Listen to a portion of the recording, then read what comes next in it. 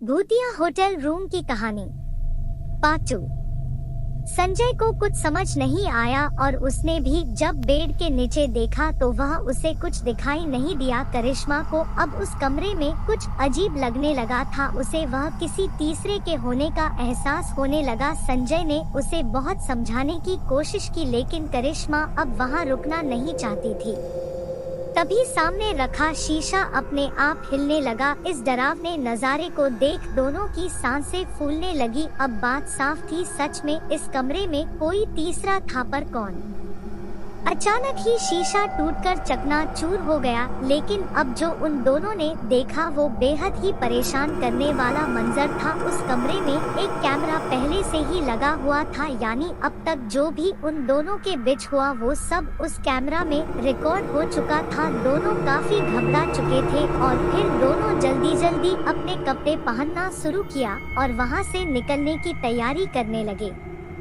इतने में पास रखे अलमारी से किसी के गुर्राने की आवाज आने लगी। यह सुन दोनों बहुत ही डर गए। अब बस कैसे भी करके दोनों वहां से भागना चाह रहे थे, लेकिन कमरे का दरवाजा खुल ही नहीं रहा था। काफी देर के कोशिशों के बाद भी दरवाजा नहीं खुला कि अलमारी अपने आप जमीन पर गिर गया। करिश्मा का डर एकदम सही था कि यहाँ कोई तीसरा भी है। वही अपने सामने इतना खतरनाक आकृति देख दोनों ही डर से कांपने लगे कि तभी हवा की तेजी से उस आकृति ने संजय का गला पकड़ लिया।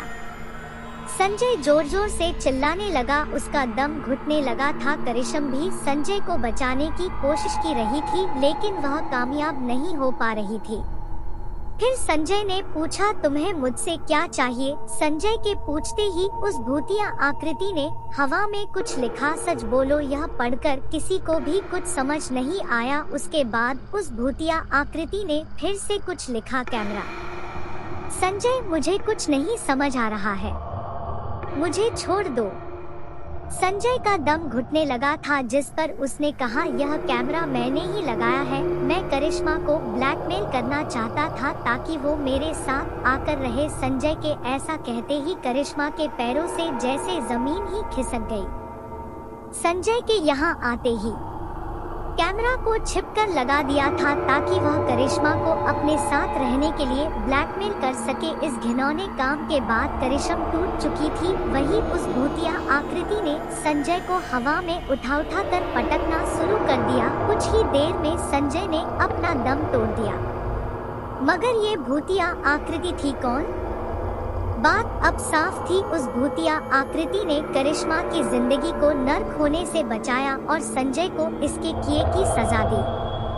भूतिया आकृति, करिश्मा तुम रो मत, मैं तुम्हें बचाने ही आई थी। इस धोखेबाज इंसान ने मुझे भी ऐसे ही बर्बाद किया था। मैं कमजोर थी और मैं डर के कारण आत्महत्या कर ली थी, लेकिन आज मेरा बदला पूरा हुआ। अब ये किसी के साथ भी ऐसा नहीं कर पाएगा।